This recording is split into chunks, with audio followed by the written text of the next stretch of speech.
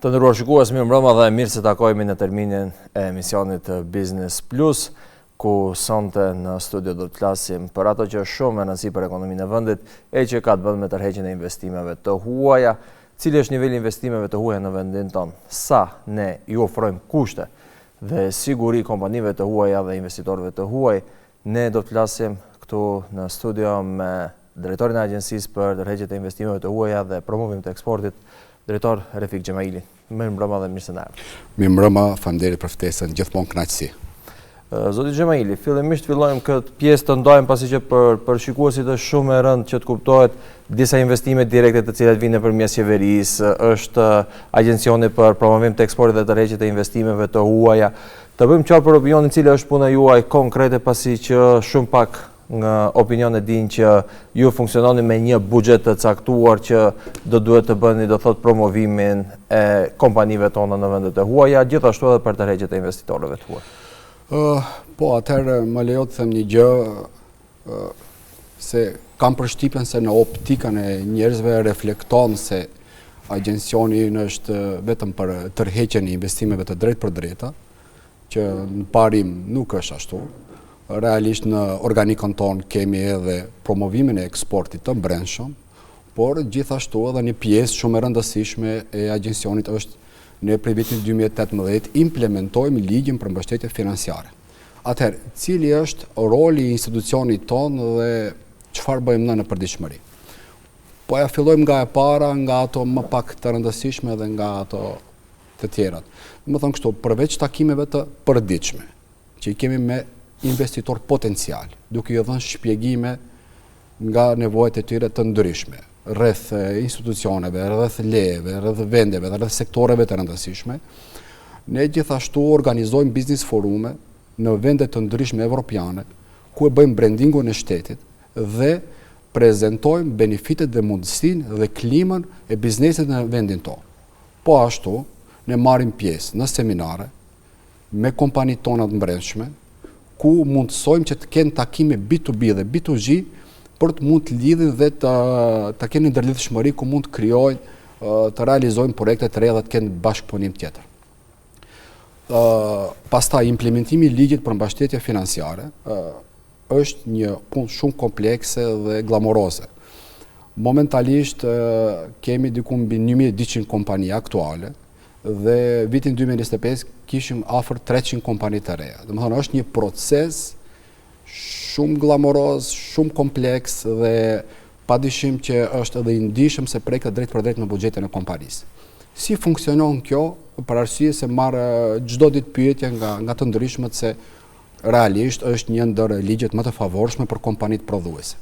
Ideja është kjo. Bëhet fjalë për mbështetje financiare për prodhit, për kompanitë të cilët janë të orientuara në prodhim, të cilët kanë një produkt final për në shitje. Domethënë aplikimi për kompanitë e reja bëhet diku nga fundi i shkurtit deri me 31 maj është afati i fundit.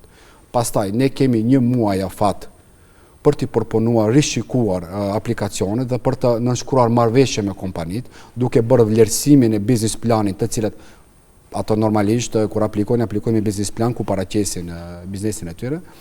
Dhe pastaj vjen faza tjetër ku kompanitë aktuale bëjnë kërkesën për kthimin e investimit. Pastaj kemi moment tjetër ku vijnë kompanitë aktuale të cilëve ju përfundon marrëveshja, kërkojnë vazhdimin me aneks për arsye se ligji është marrëveshje mund të kemi nga 1 deri në 5 vjet. Gjatë përfundimit të 5 vjetorit mund të nënshkruajmë aneks për vazhdimin apo mund të aplikojnë përsëri me projekt të ri. Domethënë ligji nuk kufizon që ti vetëm një herë të aplikosh.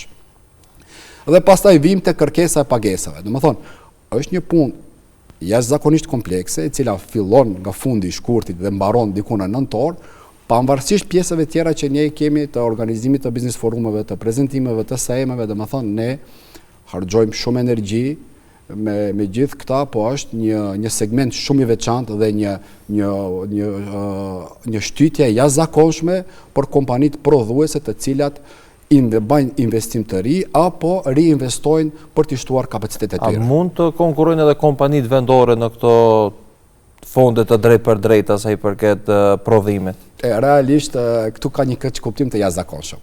Për arsye se ky ligj nuk është për investitorët e huaj. në thojza. Realisht është për secilin kompani të cilën e ka orientimin në prodhim. Më thënë, ligji nuk dallon investitorin brendshëm dhe investitori huaj, se natyrisht edhe investitori huaj, kur është orientuar në prodhim, mund të konkurrojë në këtë platformë. Nuk diskutohet.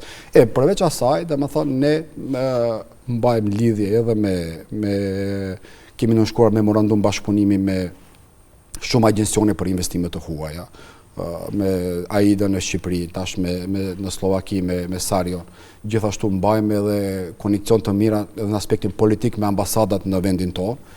Më thënë, është një përdiqëmëri e jashtëzakonshme dhe komplekse dhe nuk është orientuara vetëm tek tërheqja investimeve të drejt për drejta. Zoti Xhemaili, atëherë para disa viteve e mbaj mirë mend ato që Maqedonia ofronte kushte shumë të favorshme për të bërë biznes në vendin tonë, ishim disi të ranguar mirë po sa ajo listë ishte efektive dhe sa ishin reale ato parametrat të cilët ne na bënin që të jemi vend i mirë për investimet të huaja. Tani ishte vitin e kaluar, gjatë fundit të vitit 2025, kishim disa investime shumë më dha direkte në vendin tonë nga investitorë të huaj.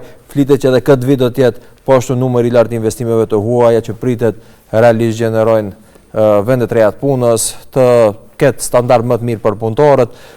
Sa është e rëndë të bëhet dallimi ndërmjet, pasi që marr parasysh pak veta e din që sa investitor të huaj rrjedhin nga agjencia që ju drejtoni dhe sa investitor të huaj vinë nëpërmes thirrjeve të qeverisë apo diçka tjetër.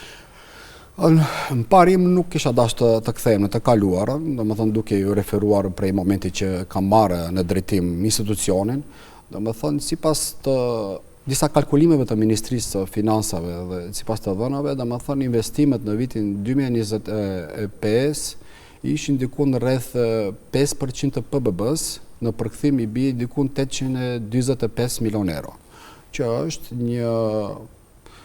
një shifër interesante, por jo e mjaftueshme dhe jo e kënaqshme. Normalisht orbita jon kërkon gjithnjë më shumë.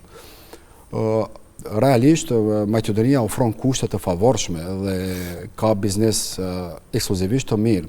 Vendodhja strategjike, kushte të favorshme tatimore e bëjnë që të jetë një vend shumë tërheqës për investitorët e huaj.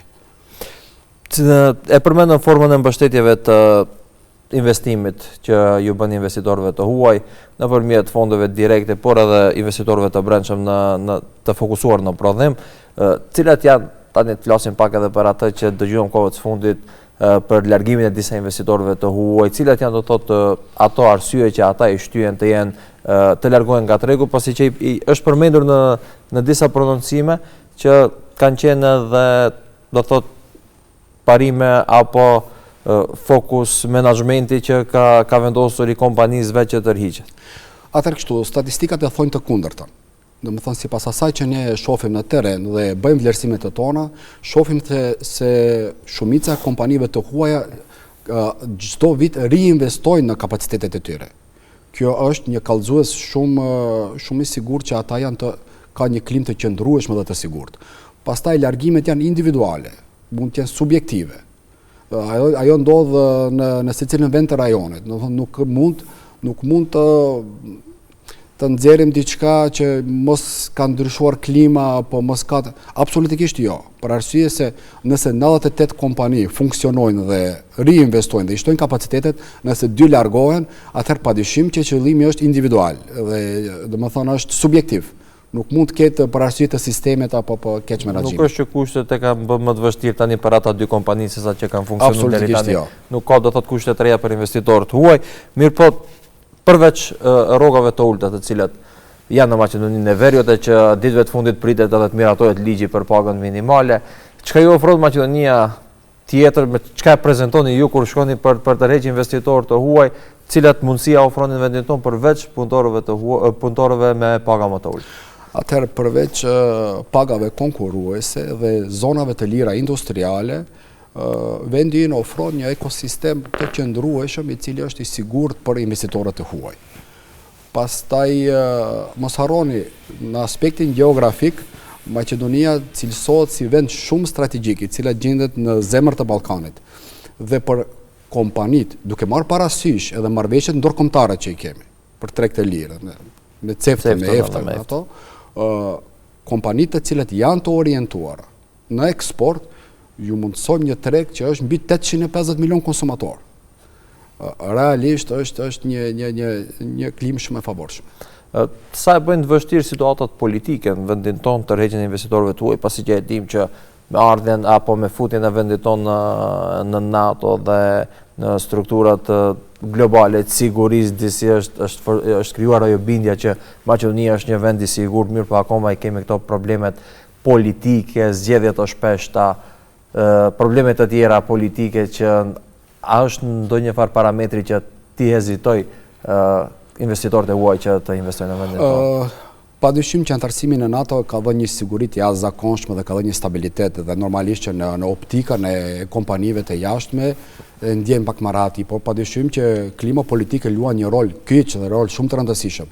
Ne themi si në formë të shakas një vetur kur dëshiron ta blesh i bën 1 milion pyetje se si mund të jetë. Por paramendoni kur duhet një investitor i huaj të vinë në një shtet të huaj dhe të bëjë një investime kapitale të cilat janë me shuma më serioze. Realisht është shumë domethënëse të kemi një politikë stabile, të cilën realisht tash me këtë funksionari po e demonstrojmë, kemi edhe një shumicë më stabile, dhe mendoj që aspektin e sigurisë nuk kam në për të gjitha forumet që marr pjesë, nuk kam hasë që ta paraqesin si problem për Maqedoninë e Veriut.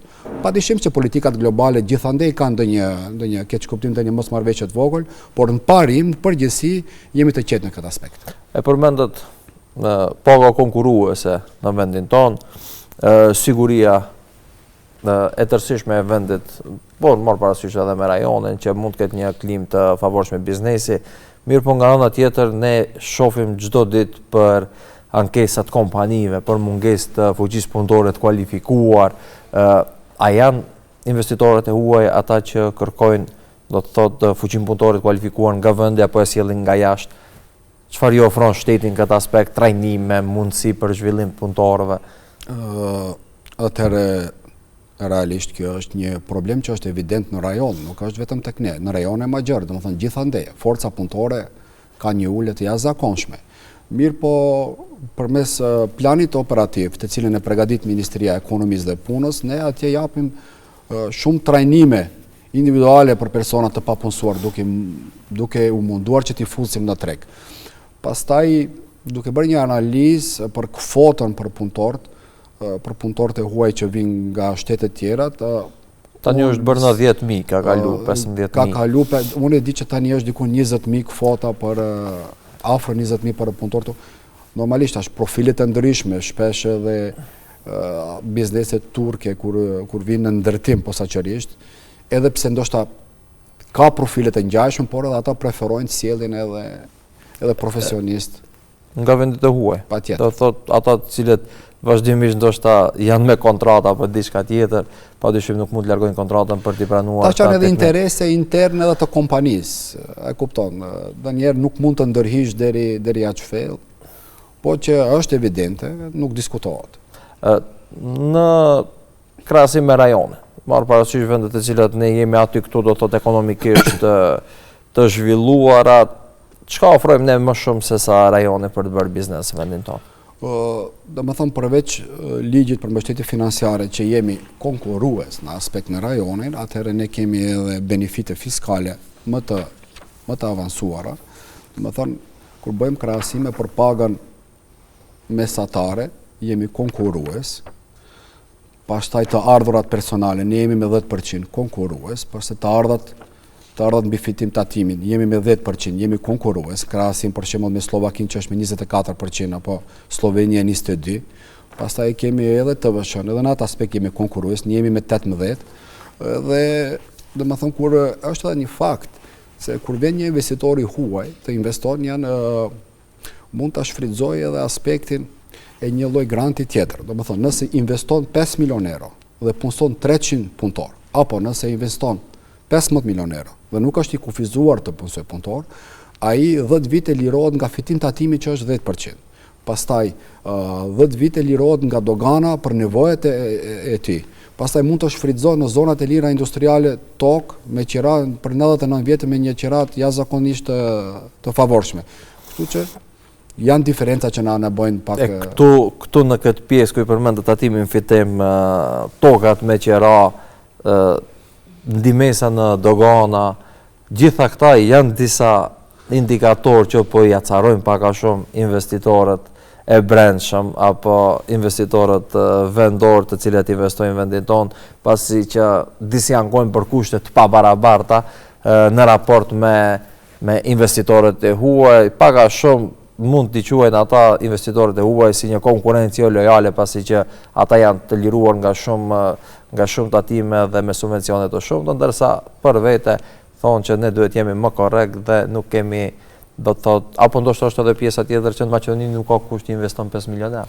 Jo, ideja është se, e di si është ajo, bëjsh çfarë bëjsh, prapë ndokush do ankohet. Është kiparim, është mentaliteti, është mindseti në Ballkan. Domethënë që ankesën e kemi dy si na dënë. Jo çdo e dita kompani në Maqedoni mund të investoj 15 milionë euro. Të kuptohemi. Pastaj cila është ideja për tërheqim, duhet ta kesh një farë lloj strategjie se si të tërheqësh investitorët e huaj. Ata janë një indikator jashtëzakonshëm shtytës për ekonominë tonë. Domethënë, të gjitha statistikat e tregojnë që e kanë një rol shumë të rëndësishëm në shoqërinë tonë, në zhvillimin ekonomik. Dhe pas nuk diskutohet që duhet më një farforme ti motivosh edhe ti mbështetësh që të vinë dhe të investojnë. Pastaj është edhe bashkëpunimi ndër kompanitë, investitorë me kompani, patjetër të kesh sinkronizim se nuk mund të funksionosh në tjetër aspekt. Cilat janë fushat të cilat shteti joni targeton për të hequr më shumë investitorë të huaj? Për çka kemi më shumë nevojë? Sektorin e energjisë elektrike, automobilistik, energji të gjelbër?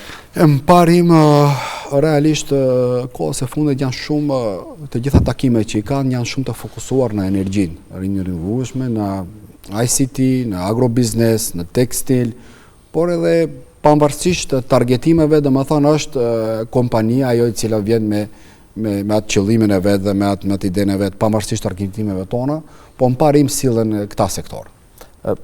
Pak a shumë kur flasim për tërheqjen e investitorëve të huaj edhe në sikur investitorë të rinë në vendin tonë, shumë pak veta e dinë që kjo pjesë mund shfrytëzohet edhe nga morgata, do të thotë nga ata të cilët janë larguar nga vendi, a vlen të njëjtat kushte për ata? Morgata është ndoshta tani po folin në optikën time dhe në prizmën time, për mua është pika më e dobët të cilën unë përjetoj, është një dhimbje për arsye se edhe gjithsën e familjes e kam në mërgim, edhe prindin e kam pas në mërgim, edhe përjetoj pak më individualisht për arsye se jam i prekt drejt për drejt. Po, padyshim edhe në aspektin e morgatës, domethënë shteti ynë ka masa, ka lehtësime.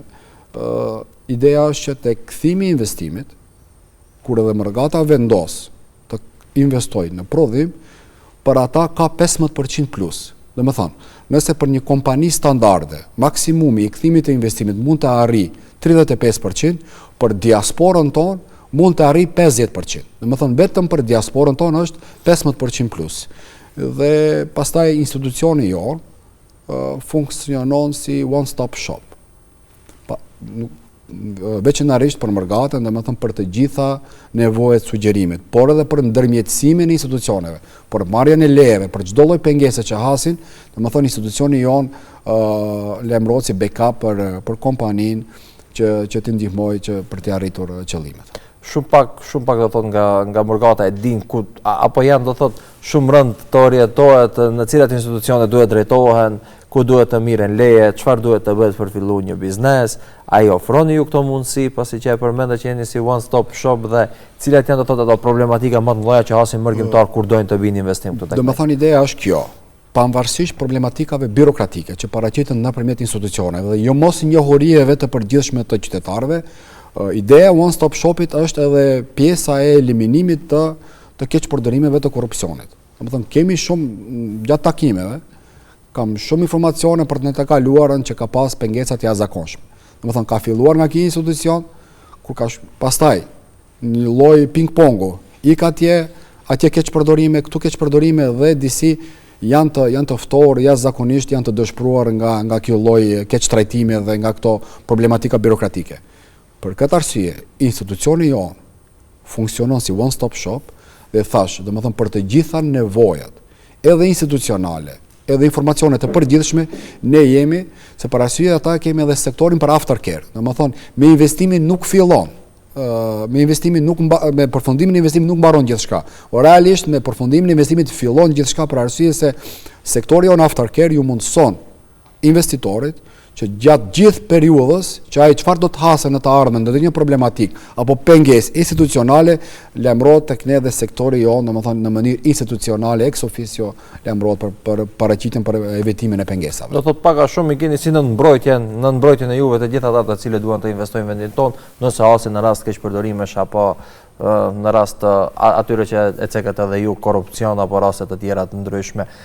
Sa i përket metodës së subvencionimit, kur flasim, a është rishikuar apo është menduar ndonjë opsion për të ndryshuar formën e këtyre subvencioneve, formën e kushteve për investitorët të huaj, çka ata kërkojnë, ndoshta ka edhe kërkesa nga ata të cilët ne nuk mund t'u ofrojmë, po çka edhe nëse ne në disa aspekte ju ofrojmë diçka më shumë se sa ata e meritojnë. Si shumica e kompanive këtu tek ne pak në opinion dihet që tatimi në fitim që është 10% kthimi.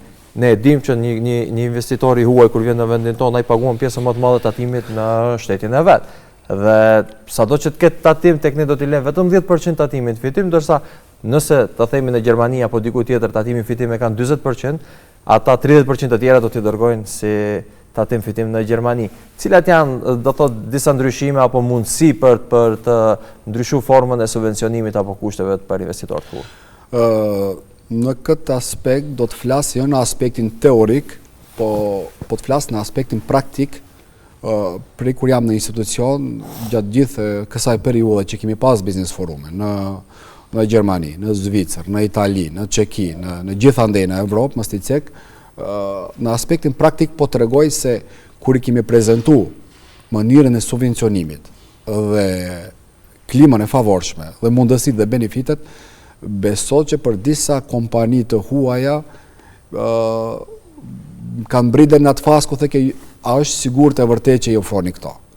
Domethënë nuk kam has në ndonjë lloj kërkese të jashtëzakonshme apo në atë aspektin që shife okay jeni po na ofroni edhe diçka plus apo realisht paketi i benefiteve dhe mundësive në Maqedoni është jashtëzakonshëm. Këtë po e them nga aspekti praktik. A ju lipin punëtor më të mirë? Drejt rego. Por nuk diskutohet. Domethënë tash është momenti mos harroni, është inteligjencë artificiale. Ne në rajon e kemi dora e punës fillimi ka filluar të largohet. Realisht kërkohen cilësi, kualitet kërkohet, domethënë punëtor të kualifikuar. Dhe mirë po ajo është një problematik që është globale dhe nuk është jashtëzakonshme që është e prezent vetëm tek ne. Dhe kur ke kësi lloj problematika, atëherë dyqysh harmonizohesh me këtë, mundohesh të familiarizohesh me këtë problem. Por ndryshe në aspektet e benefiteve fiskale dhe aspekteve tjera, besoj që jemi shumë konkurrent dhe mos them që jemi lider në Ballkan. Bile jemi shumë më tolerues se sa vendet e tjera. Unë mendoj që këtu duhet rishikohen disa mundësi për t'ju marrë pak më shumë investitorëve tuaj se sa ju japin për të kthyer në shtetet e tyre. Zoti Xhamaili, shumë pak jemi të njoftuar me sa buxhet funksionon kjo drejtori dhe a mund të arrit të gjitha ato që e ka në planin e juaj, fakt se tani jeni drejtues i këtij institucioni, a mund që planin e juaj ta rumbullaksoni brenda mandatit me kaq buxhet sa keni ju për promovu kompanitë tona, eksportin, për të rrejtë investitorët huaj? Është një fatkeqësi se institucioni jonë por veprimtarinë e saj lidhet drejt për drejt me buxhetin. Jo çdo institucion ndoshta veprimtarinë e lidhet, por ne po, për arsye se për të organizuar një business forum të mirë fill, që të jetë kualitativ dhe të ketë feedback, realisht ka kosto të larta. Dhe buxheti, çfarë të them, është jashtëzakonisht i ulët. Është jashtëzakonisht me deficit dhe këtu kemi një mungesë të jashtëzakonshme dhe që na penalizon për të arrit ato të gjitha për synimet që i kemi. Mirë po mundohemi tash të adaptohemi, çfarë të bëjmë, nuk kemi zgjidhje tjetër, kemi diskutuar në nivel më të lartë. E dini, gjithë situatën financiare në shtet është pak nuk është për si themin e për mashallah, dhe shpresojmë që të kemi Cilat kompani eksportuese më shumë promovohen? Ku jemi të fokusuar, do të thotë, apo edhe kanë interes ndonjëherë kompanitë tona që të bëjnë eksport në vendet e huaja? Atëherë ideja është kjo, ne kur marrim pjesë në një SAEM dhe bëjmë thirrje që të aplikojnë kompanitë për të ardhur në shtandin tonë që të prezantojnë produktet e tyre që të mund të lidhin me kompanitë të tjera. Sektoret janë të ndryshme, domethënë nuk kemi një trend që vetëm ky lloj sektori apo këta 2-3 sektorë. Jo. Varësisht, normalisht është edhe prej SAEM-it se ku ndodh, për shembull, ka SAEM ku është tekstili në Hollandë dhe aty paraqiten vetëm kompani të tekstilit. Fatkeqësisht kompanitë tona nuk e di a janë të vetëdijshme për trendet botërore. Domethënë, nëse synojnë t'i kapin tregjet ndërkombëtare, duhet të marrin pjesë nëpër SAEM-e, nëpër biznes forume. Është e jashtëzakonshme, është një mundësi shumë e mirë për të mund të plasmanin e tyre ta prezantojnë në tregje ndërkombëtare. Ne shpesh e diskutojmë, për shembull në biznes forum ku organizojmë ne, parim ka dikun prej 30 deri në 60 kompani të huaja. Unë e them kështu. 5-6 biznes forume në vit, nga 2-3 kompani për 50-ve, me mujt mi tërheq, është sukses i jashtëzakonshëm. Nuk është e pamundur ti tash prej 30-ve ti tërheqësh 20. Por edhe për kompanitë vendase. Në një SAEM, tjetë prezent, pa tjetër që do të linde një bashkëpunim. Është e pamundur, se për shembull janë SAEM-e të mëdha me ndërkombëtare ku nga gjithë vendet e rajonit mblidhen dhe ideja, interesi është i përbashkët. Kështu që jap një sugjerim kompanive të cilat janë të orientuara në eksport, ju lutem, mos i llogaritni kostot se përfitimet mund t'i maksimizoni. Kështu që merrni pjesë nëpër SAEM-e kur bëjmë thirrje si agjencion edhe ndjekni ata. Sa larg jemi kur i shihni në këto forume fizikisht vetë kompanitë e huaja dhe kompanitë tona në aspektin e digitalizimit, në aspektin e prodhimit, në aspekta asaj se çfarë ndodh në tregjet globale dhe si funksionojnë kompanitë tek ne? Ideja është që në aspekt digitalizimit, në aspektin etiku nuk kemi keq. Maqedonia ka bërë investime të jashtëzakonshme dhe përmes subvencionimeve, përmes planit operativ ku i subvencionon për trajnime, për trajnimet IT trajnimeve. Domethënë në këtë aspekt nuk jemi edhe keq. Por normalisht tash kanë mundësi tjera dhe janë të më avancuara, nuk diskutohet.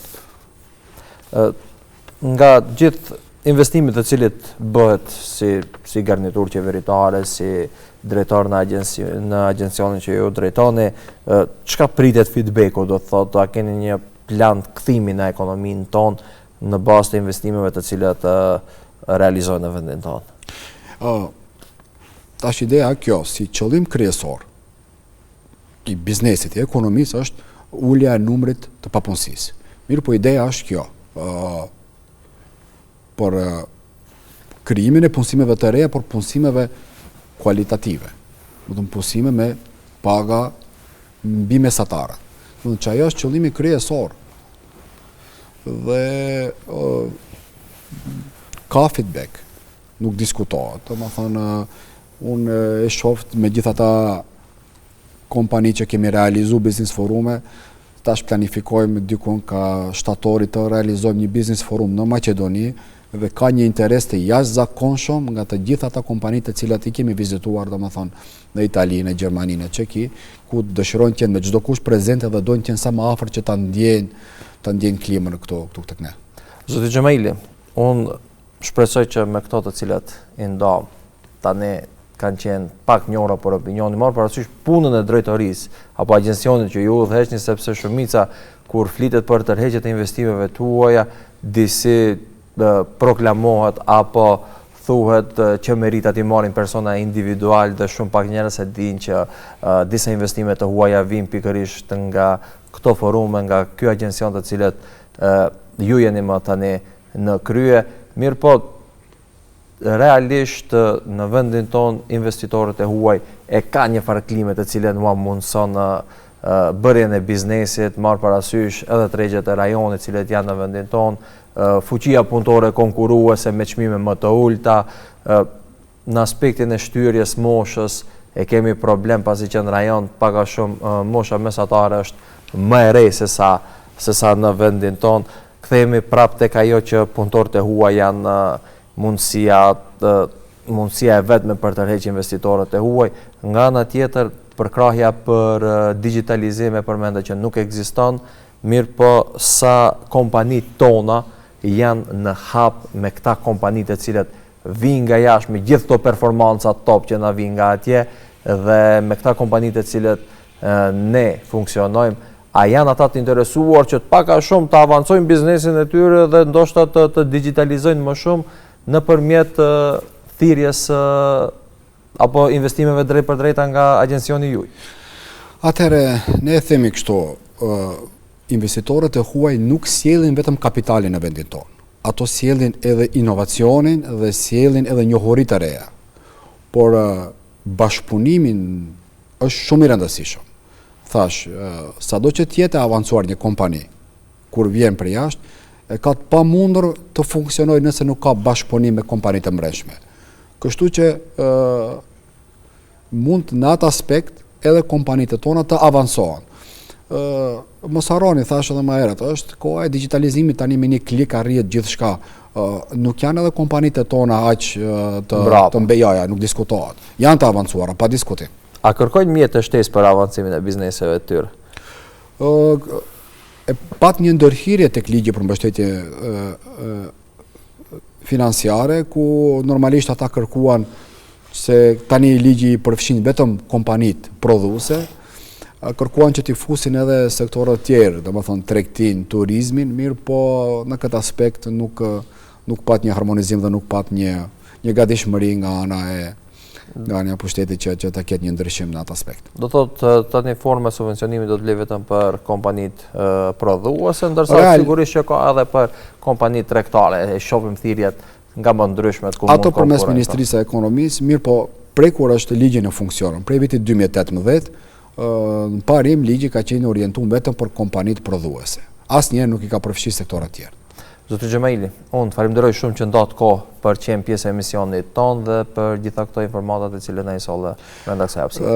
Faleminderit shumë për ftesën, është kënaqësi që të ndaj informacione dhe jam në dispozicion sa herë që ta kërkoj nevojë. E di, pasi që edhe sot ka qenë rasti i tillë që nuk keni qenë do thotë paka shumë fleksibil me kohë, mirë po ja bët si ja bët dhe erdhët në emision vetëm për na mundësu që t'jemi transparent parashikuesve dhe t'jemi do thotë sa më të hapur në aspekt të punës publike të cilat bëhet nga ju si njerëz të institucionit. Ishte kënaqësi dhe sukses edhe për ju edhe për shikuesit tuaj. Faleminderit shumë. Atëherë nderuar shikues, ne këtu e përmbyllim këtë emision të Business Plus, duke dalë nga ky emision me shumë informacione sa i përket investitorëve të huaj, edhe mundësitë të cilat ky agjencion për tërheqjen e investitorëve të huaj dhe provimin të eksportit pikërisht ofron për ata të cilat ne kemi pikë më ndjeshme në vendin tonë, që është pjesa e Morgatës, ku nëse dikush mendon për të investuar,